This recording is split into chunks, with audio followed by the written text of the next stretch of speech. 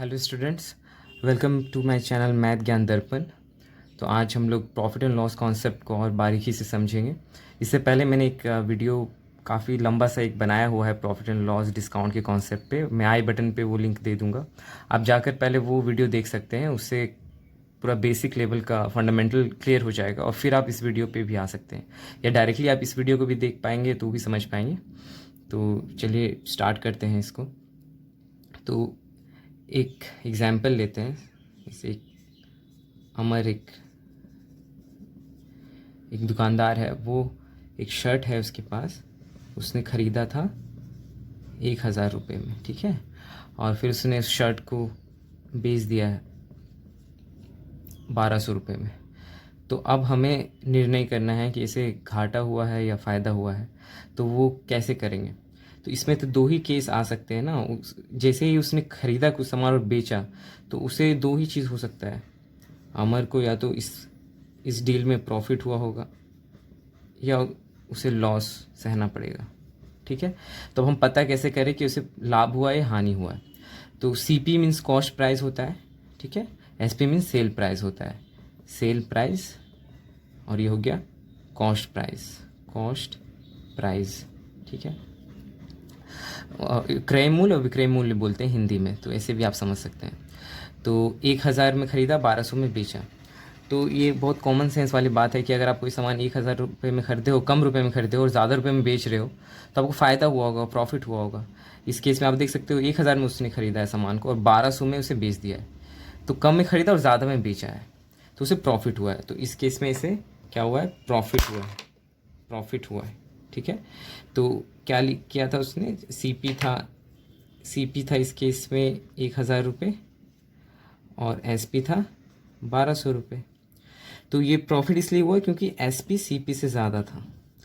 मतलब जितने में बेचा गया वो ज़्यादा था जितने में ख़रीदा गया उसके मुकाबले। कम में ख़रीदा और ज़्यादा में बेचा गया, इसलिए ये प्रॉफिट हुआ इस केस में। अब मान लीजिए एक और केस लेते हैं कि जब उसी अमर जो दुकानदार है उसने सामान 1,000 रुपये में ख़रीदा होगा और उसने बेच दिया 800 रुपये में। क्रय मूल्य 1,000 था, विक्रय मूल्य 800 था। तो अब बताइए इस केस में क्या हुआ होगा? यहाँ पे आप देख सकते हैं उसने ज़्यादा दाम में ख़रीदा और कम दाम में बेच दिया। तो ये कॉमन सेंस से पता चल रहा है कि उसे लॉस हो गया है, नुकसान सहना पड़ रहा है। तो क्यों लॉस हुआ है? क्योंकि जितने में ख़रीदा था वो ज़्यादा है जितने में बेचा गया उससे।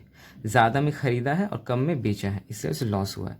और प्रॉफिट इसलिए हुआ था कि ज़्यादा में बेचा गया है और कम में ख़रीदा गया है, इसलिए प्रॉफिट हुआ है। तो आपको कुछ याद करने की ज़रूरत नहीं, कुछ रटने की ज़रूरत नहीं। सब कॉन्सेप्ट से आप सारे क्वेश्चंस आगे चल के बना पाएंगे। तो मैं आपका कॉन्सेप्ट बेसिक लेवल सिखा रहा हूँ और आगे चल के बहुत आसानी होगा क्वेश्चन को सॉल्व करने में। तो ये आप ऐसे देख सकते हैं कि प्रॉफिट का कंडीशन बन गया एक तरह का। प्रॉफिट का कंडीशन है जब SP CP से ज़्यादा हो, और लॉस का कंडीशन हो गया जब CP SP से ज़्यादा हो, ठीक है।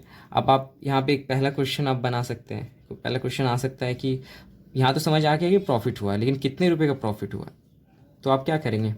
SP से CP नहीं घटा सकते। हमें मैथ में पता ही है कि बड़े से छोटे को घटा सकते हैं, और क्योंकि सेल प्राइस कॉस्ट प्राइस से ज़्यादा है तो हम इसे घटा सकते हैं। तो घटा दीजिए, 1,200 SP था, 1,000 CP था, तो 200 रुपये आ गया हमारा प्रॉफिट, ठीक है। दूसरा क्वेश्चन बन जाएगा लॉस का। लॉस का हो जाएगा, क्या होगा? CP से SP घटा देंगे, क्योंकि CP बड़ा है SP से, और बड़े से छोटे को ही मैथ में घटाते हैं क्योंकि ये रुपया है ना, रुपीज़ है, तो वो नेगेटिव नहीं हो सकता।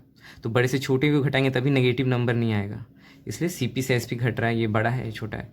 तो CP हमारा इस केस में था, क्रय मूल्य था 1,000 और विक्रय मूल्य 800 था, तो 200 रुपये लॉस आ गया इस केस में, ठीक है। तो आशा करता हूँ आपको ये समझ आया होगा ये चीज़। और मैं इसे रब कर देता हूँ और आगे के क्वेश्चंस बनाते हैं इसी कॉन्सेप्ट यूज़ करके। बस आपको यही कॉन्सेप्ट यूज़ करना है। प्रॉफिट कब होगा? जब SP CP से ज़्यादा होगा। लॉस कब होगा? जब CP SP से ज़्यादा होगा। तो ये कॉन्सेप्ट समझ में आ गया होगा, आपको कुछ याद करने की ज़रूरत नहीं पड़ेगी। इससे ज़्यादा होगा, ठीक है। तो अब एक क्वेश्चन लेते हैं, जहाँ पे क्वेश्चन नंबर 3, जहाँ दिया हुआ है शर्ट का कॉस्ट प्राइस 1,000 है, ठीक है, और इसमें प्रॉफिट हुआ है उस दुकानदार को 500 रुपये का, तो आप बताओ कि सेल प्राइस क्या होगा। शर्ट ख़रीदा गया है 1000 में, उसे बेचने पे 500 का लाभ हुआ है, तो कितने में बेचा गया होगा। तो आपको ये चीज़ देखना है। यहाँ पे इस केस में क्या हुआ, प्रॉफिट हुआ है, और हमें सीधा देखना है कि प्रॉफिट का कंडीशन क्या था, जब सेल प्राइस कॉस्ट प्राइस से ज़्यादा हो, ज़्यादा रुपये में बेचा गया हो जितने में ख़रीदा गया था उसके मुकाबले। तो आप प्रॉफिट का यहाँ कंडीशन लिख दीजिए, S P is greater than C P, और हमें सी पी दिया हुआ है 1000। तो इससे क्या पता चल रहा है कि जितने में बेचा गया वो ज़्यादा होने वाला है, तभी तो प्रॉफिट हुआ। इस कंडीशन समझ में आया। तो सी पी अगर 1000 है तो एस पी क्या 1000 से कम होगा या ज़्यादा होगा? ऑब्वियसली ज़्यादा होगा, क्योंकि एस पी सी पी से बड़ा वाला कंडीशन है, तो 1000 से ज़्यादा होगा। तो ज़्यादा के लिए हम लोग क्या करेंगे, जोड़ते हैं कुछ चीज़, इसमें कुछ जोड़ेंगे तभी तो वो ज़्यादा होगा। तो इसमें जोड़ का साइन दे दो, और कितना ज़्यादा होगा, 500 का जो प्रॉफिट हुआ, तो वही तो उतने ज़्यादा में बेचा गया होगा, तो 1500 आ गया 1000 में 500 जोड़ने पे। तो यही हमारा एस पी आ गया है। ठीक है, उसी तरह एक और क्वेश्चन लेते हैं। यहाँ पे सी पी 1000 रुपये हो गया, और प्रॉफिट इस केस में मान लीजिए लॉस हो गया 400 रुपये का, और आपको पूछा जा रहा है कि कितने में बेचा गया था। 1000 रुपये में शर्ट खरीदा गया, उसमें 400 रुपये का नुकसान सहना पड़ा, तो कितने में बेचा गया होगा। तो जैसे यहाँ लॉस वर्ड आ गया, लॉस हुआ है, नुकसान हुआ, तो नुकसान का कंडीशन क्या था कि सी पी एस पी से ज़्यादा होगा। इसका मतलब है कि ज़्यादा दाम में ख़रीदा गया है और कम दाम में बेचा गया है। ठीक है, तो वो कंडीशन यहाँ लिख दीजिए, C P is greater than S P, और हमें सी पी 1000 दिया हुआ है, तो हमें ये तो पता चल गया कि 1000 में उसने ख़रीदा है, जो कि ज़्यादा होने वाला है, और कम में बेचा गया है। इस कंडीशन समझ में आ रहा है। तो 1000 से वैल्यू कम ही होगी, तो कम के लिए क्या करेंगे, घटा देंगे, और क्या घटाएंगे, जो लॉस हुआ है 400। तो अब 1000 से 400 घटाओगे तो 600 आएगा, तो 600 ही तो हमारा एस पी बन गया। तो ये रहा उस कॉन्सेप्ट को, जस्ट हम क्या कर रहे हैं, बस ये कॉन्सेप्ट जो सीखे हैं उसको यूज़ करके सारे क्वेश्चंस कर रहे हैं, बिना फॉर्मूला को रटे हुए, बिना कोई चीज़ रटना नहीं पड़ रहा है, सब कॉन्सेप्ट से हो रहा है। उसके बाद मान लीजिए इस केस में एस पी दिया है 1200 रुपये, और आपको फ़ायदा हो गया उसमें 200 रुपये का। तो बताना है कि कितने में ख़रीदा था। शर्ट 1200 में बेचा गया, 200 का लाभ कमा गया अमर ने जब बेचा इसे, तो कितने में ख़रीदा होगा। तो जैसे यहाँ पे प्रॉफिट चीज़ आया, प्रॉफिट वर्ड, तो आप प्रॉफिट का कंडीशन लिख दो, S P is greater than C P, S P C P से बड़ा होगा, और एस पी हमारा 1200 है, तो एस पी बड़ा होने वाला है सी पी से, तो वही अगर 1200 है तो सी पी तो इससे कम ही होगा, 1200 से कम होगा। तो कम के लिए क्या करते हैं, कम के लिए घटा देते हैं, और क्या घटाएंगे, जो प्रॉफिट हुआ है। तो 1200 से अगर आप घटा दोगे 200, तो आएगा 1000 रुपये। तो यही हमारा सी पी हो गया। क्वेश्चन नंबर 6, यहाँ पे आप बने रहिए इस वीडियो के साथ, हम इसी तरह के सारे क्वेश्चन सॉल्व करेंगे, एकदम फंडामेंटल आपका सारा क्लियर हो जाएगा। ठीक है, तो यहाँ पे जैसे ही आप एक क्वेश्चन और लेते हैं, मान लीजिए 1200 में बेचा गया है, उसमें लॉस हो गया है उसे 300 का। ठीक है, तो बताना है कि कितने में ख़रीदा गया होगा। तो सिंपल, यह लॉस जैसे आपको दिख गया, तो लॉस का कंडीशन क्या है, सी पी एस पी से बड़ा होगा, मतलब ज़्यादा में ख़रीदा गया होगा और कम में बेचा गया होगा। तो हमें एस पी का वैल्यू दिया हुआ है, तो 1200 है, तो इससे पता चल रहा है कि अगर 1200 में बेचा गया तो ज़्यादा में ख़रीदा गया होगा, तभी तो लॉस हुआ है। इस कंडीशन से पता चल रहा है, तो 1200 से ज़्यादा होने वाला वैल्यू है। तो हम क्या करेंगे, ऐड करेंगे, जोड़ेंगे, जैसे ज़्यादा किसी चीज़ को करना होता है, और इसमें 300 है लॉस, तो वो जोड़ देंगे। तो 1200 में 300 जोड़ोगे तो 1500 आएगा, तो यही हमारा सी पी हो गया।